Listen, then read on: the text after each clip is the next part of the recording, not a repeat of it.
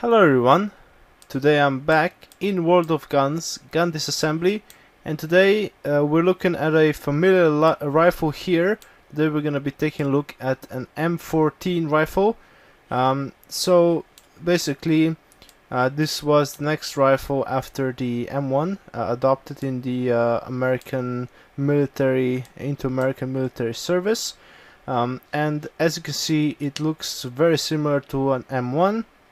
I've talked about this rifle a bit in the M1 video actually, but I can show you it now as well. So as I said in that video, this rifle is basically just a derivative of the M1 Garand. So the main differences obviously are the box detachable magazine, which you can see flashing there. And the full auto capability. So basically, after the M1 sort of was phased out of service, this rifle was the next step. But the main reason that the Americans adopted this rifle was because they went to a different cartridge. So the M1 Garand was chambered for 30-06.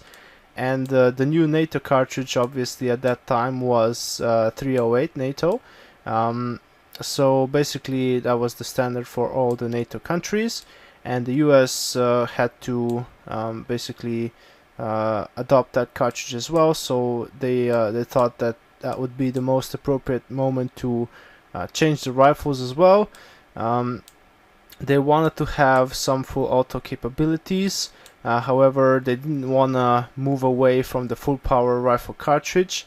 They were also the ones who pushed the full power rifle cartridge to be the main NATO cartridge primarily, because other countries such as Great Britain and I believe France were developing some more intermediate type cartridges at that time. But the Americans insisted on the full power cartridge. So basically this rifle was not very useful in full auto because of the massive recoil. It wasn't really very effective.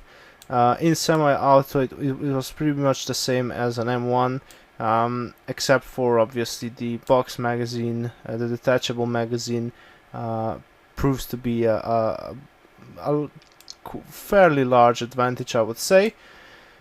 So that's pretty much the background. As you probably know, this rifle was later phased out with the adoption of the M16. That was in 1970, I believe.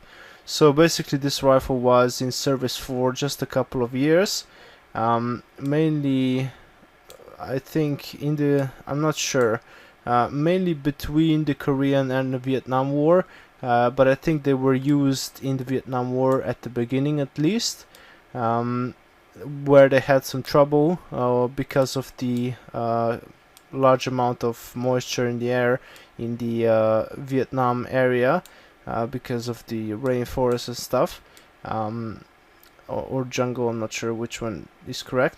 The stocks would swell up because obviously they were made out of wood, and because they have this operating rod sort of traveling in between the stock or inside of the stock, that you can see here on the side, that could cause some more friction on the operating rod, and that could cause the rifle to malfunction. So they weren't very happy with that. Also, these rifles weren't, I mean, they were reasonably successful in the jungles of Vietnam, but they kind of wanted to have some more intermediate cartridge that would give them a better position. So they went to the M16. I did wrongly say that the M16 was developed in the 60s. It was actually developed in 1970. I mean, adopted in 1970. It was developed in the 60s though. So anyway, we can just field strip this gun because you have seen how the M1 looks like on the inside. We've done a complete disassembly of the M1. So it doesn't really we won't do one for this rifle. Apparently for field stripping we don't have to take out the bolt, which is kind of weird. But you've seen all of that in the M1 video. If you haven't seen that, you can take a look. But basically the operating system is exactly the same. It's got a two-lug rotating or tilt, I guess it's rotating bolt, which is this flat piece. This one also has a stripper clip guide on the top, which the M1 does not.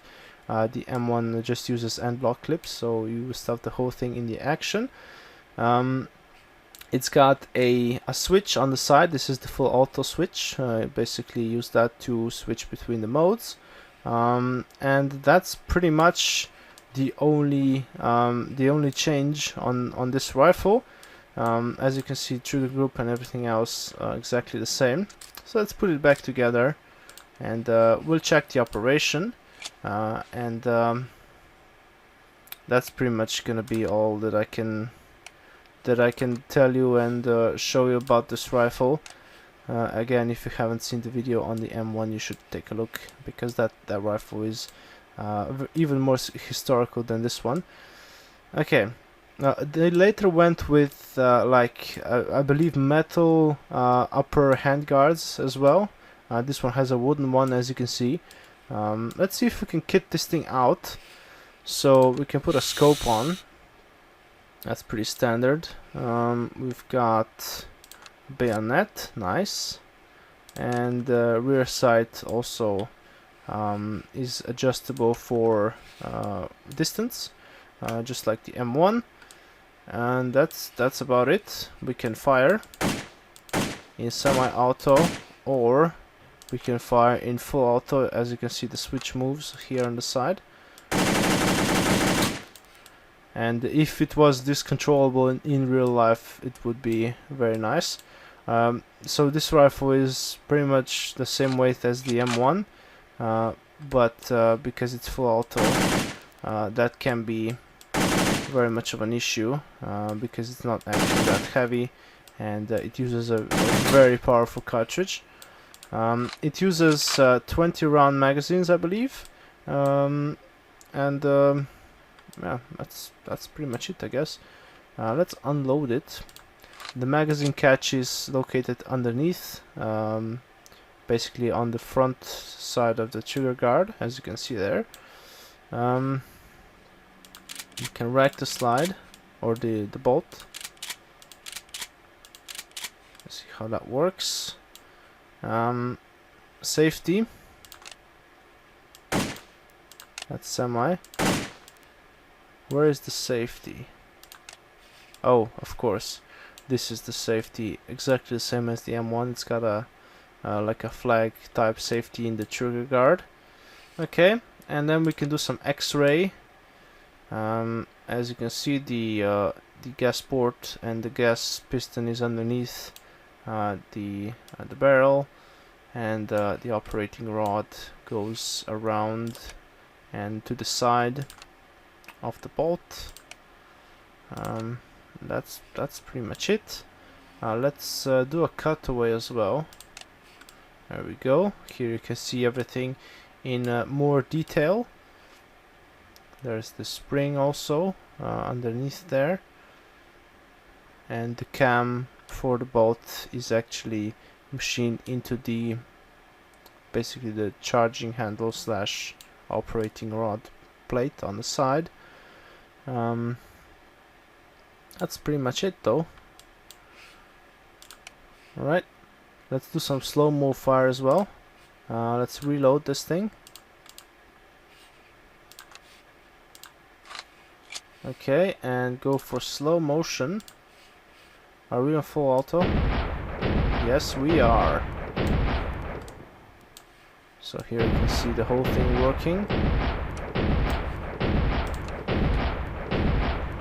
Very cool stuff.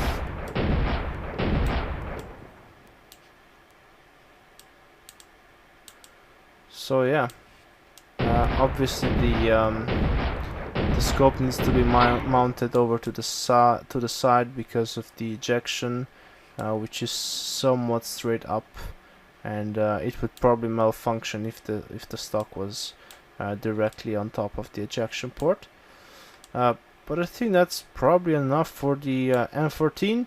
It is quite a cool rifle. I wouldn't mind having one in the wooden stock configuration, definitely.